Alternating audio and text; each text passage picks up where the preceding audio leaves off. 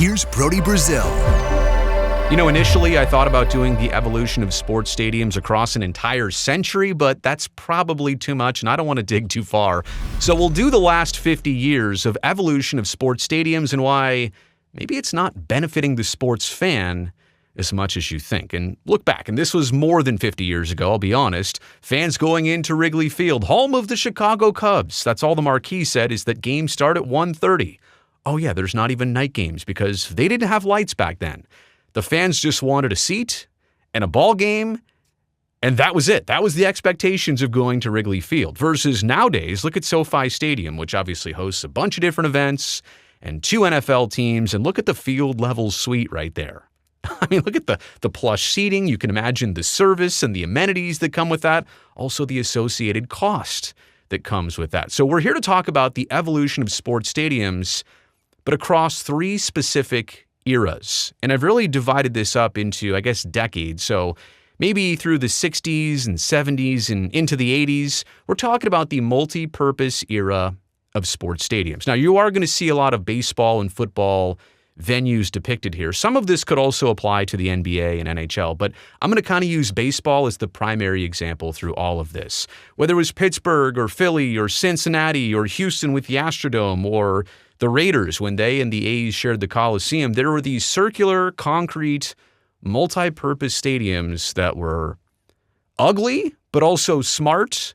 They were efficient in terms of hosting a lot of games throughout the course of a year. Usually they were set up with transit and train stops and freeway exits. I mean, they were done right in a lot of ways, but man, they were circular and ugly and not beneficial, and they were all over the country. A lot of these have changed. A lot of these situations have come and gone, but Atlanta, Baltimore, Miami, San Diego, Philly, Houston, Pittsburgh, Seattle, Cincinnati, Cleveland, Oakland, Minnesota, Washington, St. Louis, San Francisco, Anaheim, Denver, Detroit, New York, New Orleans, and a few more. You can think of all these stadiums where usually a football and a baseball team shared the stadium for a certain amount of time, and this was the multi-purpose era. There are tons of examples of those stadiums. And again, primarily the 60s and 70s and 80s, and it wasn't until the 90s and Camden Yards when we got into the game and sports specific stadiums, which we'll talk about next. But this multi-purpose era, usually cities and counties were paying for the venues. They'll build the stadium, but they also got their value out of this because now they've got 2 professional sports teams. Usually it's year-round. They've got employment because of this. They also built all those big parking lots. Why were those parking lots there? Number one, because they just had more space back then to deal with, but parking lots were seen as a revenue source. So not only are you building the stadium, but somebody's going to get to cash in, usually the city and the county, on those parking fees. So now you're starting to see why they're doing this, how they're doing this. They're building ugly, concrete stadiums with bad sight lines. It doesn't always necessarily make sense. Like, why are these bleachers here? Bad dimensions on a baseball field. And a lot of AstroTurf through the 60s and more 70s and 80s because grass is hard to make nice after a football game when you want to try and play a baseball game the next day. So the multi-purpose era from a city and a county and a state and a municipality perspective, and really from a public perspective, it wasn't the greatest fan experience, but at least it was beneficial. And back then, a lot of these different municipalities decided, all right, we're going to do this. We're going to invest in a stadium for our city, our region, and we're going to boost our economy with this. And we're going to get great value out of it because they own it, they operate it, they get to make money off the teams that were kind of like renting in a lot of these stadiums. So yeah, not just the parking lots, but actual rent for the stadiums was also a revenue source for cities and counties. But that brings us to pretty much the start of the 90s and throughout the 90s. And honestly, even into the 2000s, we get into the sport-specific era. Now, here's all the baseball stadiums I was talking about. Let's see, top left is Baltimore and Camden Yards, which they put right next to Baltimore's Inner Harbor. To the right of that is Coors Field, just north of downtown Denver. There is, I'll say, Pac Bell Park when it was built, but then SBC and AT&T and Oracle Park, bottom left. Great location in San Francisco, but I'll tell you what, that neighborhood was something else 25, 30 years ago before that stadium was built. And then on the south side, south of downtown in Seattle, Lumen Field is where the Kingdome used to be, but south of that, They built T-Mobile Park, formerly Safeco Field, for the Mariners, and then they built the football/soccer stadium just north of it. But they had this area, again, an area that's not perfect, and we'll talk about this, but they found these locations for these stadiums, and finally they said, okay, Baltimore, instead of sharing a stadium with the Colts like you used to, you get your own new stadium. And for Colorado and the Rockies were an expansion team, but initially, like, they were sharing Mile High Stadium with the Broncos. Okay, you get your own baseball stadium, as expected. The San Francisco Giants were sharing it with Candlestick. They break away, they go north a couple miles, they go to Pac-Bell Park. And same thing in Seattle, sharing the Kingdome with the Seahawks all those years. All right, now you get your own stadium to play in. So the sport-specific era was kind of nice because teams said they wanted to improve a fan's stadium experience. Here's a specific baseball stadium to watch a game in. And it was better that way. Now there's more luxury suites and there's more amenities. And teams also realized, like, they're not just doing this for fun. They also realize, hey, wait, if we buy this land and build our own stadium, we can own the property. So now we don't just own the team, we own the stadium. And usually what they were doing, if you look at all those examples, and I'll throw in San Diego as another prime example, usually they would buy this land for cheap. They would buy a less desirable plot of land, but a piece of land with potential, just like San Francisco. Okay, you're on the waterfront. You're on the cove, which they named McCovey Cove, but nobody was trying to really put up a big league ballpark there or do anything there on the south side of the Embarcadero right at China Basin there. It was not desirable. It was a bad neighborhood and area. But the Giants realized, hey, if we do this, stuff's going to develop around us. And now this is going to go from being a rough neighborhood to a thriving neighborhood, and we'll be the centerpiece of this. So cheap land with a lot of potential was their aim. And yeah, eventually, these ballparks, they would be surrounded by amenities and restaurants and hotels. It would boost the economy so the teams look good because, hey, they're the ones that influenced this. It made it all happen. And I don't really think there's anything wrong here. So long as the teams back then went out and, like the Giants, privately funded the whole deal, right? We want to build a stadium. We're going to buy the land. We're going to do it here. Everybody else around us gets to benefit from it. So not every situation is like that, but for the most part, if you're doing it that way, nothing's generally wrong here. Teams wanted something special. They got it. But that brings us to where we're at here in the late 2010s and into the 2020s. Now we're in the stadium district era. You could also say it's the arena entertainment district, whatever we're calling these. And like, I really feel like formerly Staples Center, now Crypto.com Arena in Los Angeles with LA Live right there downtown. There's a hotel, a couple restaurants, a bowling alley right across the street. The Nokia Theater is across the street. So that was kind of a first example of, wait, you're building an arena and then an entertainment complex right next door because you want people to come to the complex before they go to the game, and then after they come to the game, they're right there. But now we're in this stadium district era. Top left is Truist Park in Atlanta, formerly SunTrust Field, and that's called the Battery. Just to the right field line of it, you can see all those buildings and that development.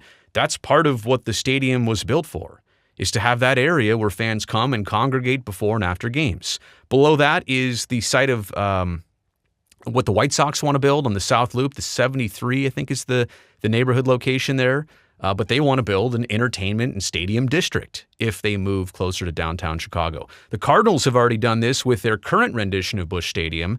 They built the stadium right next to the site of the old one, but now where the old one used to sit, they're doing the Ballpark Village and fully building that out. And then top right here is what the Oakland A's were trying to do at Howard Terminal when that was their primary focus. And that was not just to build the ballpark, it was also to put up that entire development over about 60 acres or so, and they wanted to do it all at once instead of doing just a stadium. Oh, no.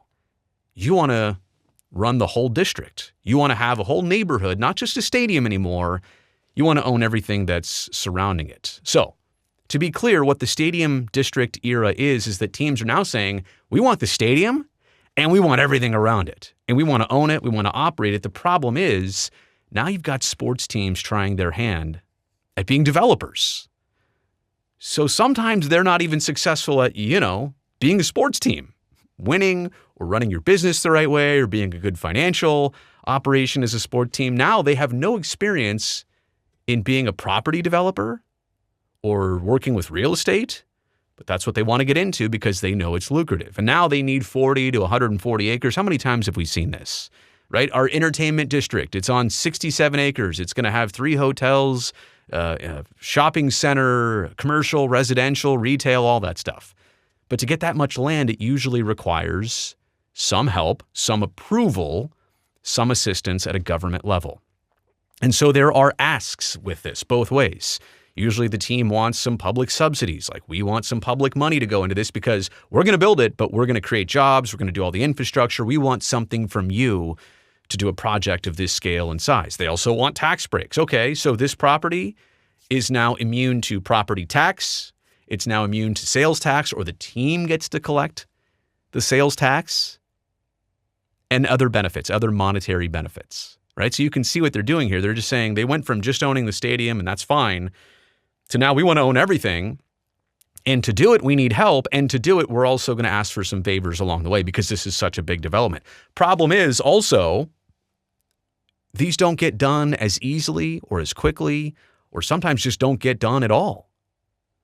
Because it requires heavy lifting to develop 110 acres versus just 18 acres of a Major League Baseball stadium or an NFL football stadium. This is so much harder to pull off. And because it's harder to pull off, well, sometimes there's threats. Well, if we don't get this, we might seek relocation.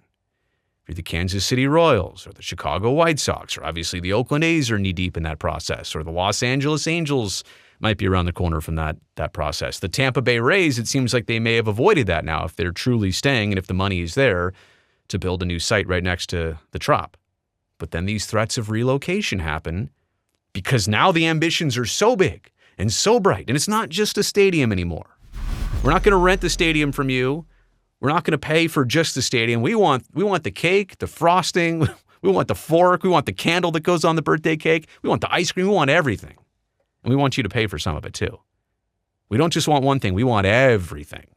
And if we don't get it, we might be out of here. So my takeaways throughout these eras, there's no surprise that there's a lot of copycatting going on here. Teams are seeing what other teams do. Of course, if you're looking at what the Atlanta baseball team did with the Battery, you want that too. There's no surprise in that. I'm not going to say I blame anybody. That's just business. They're all trying to get what somebody else has. I will say though that the amenities and the associated costs with all of that feel like it's getting out of control. It wasn't that long ago that stadiums were a couple $100 million to build. Now we're talking about $2.5 billion facility. Well, do you think it's going to be a lot cheaper to go to games or cheaper at all? Or how much more expensive is it going to be to just enjoy what you've been enjoying? Like the standards are raising way faster than maybe the public can actually afford. And so also this, once teams do get the public subsidy or they do get the tax break or the benefit, are they a private business still? Or are they some sort of community fabric? Like, are they part of the fabric of the community once they've taken money? Or are they just like, we'll take money, but we still might leave you? I think that has to be established, and I understand there are usually non-relocation agreements. But I mean, again, if you're going to take hundreds of millions of dollars and the non-relocation agreement is for 10 or 15 or 30 years, time ticks, and that team still might walk away and use it against you if they don't continue getting more. My point is, once you've accepted help and you seek more help, I don't know that it should be an option to bargain that hard to get more. There needs to be a better way for all this to be orchestrated. I realize that stadiums need renovations over time, and expectations change over time, and things cost money over time, but this has to get sorted out a little bit better. If public money has ever gone to a team, I'm going to say they should be tied to the public. I'm not saying the public should own that team or decide everything for them, but there should be some real strong tie-ins that entrench that team as part of the community.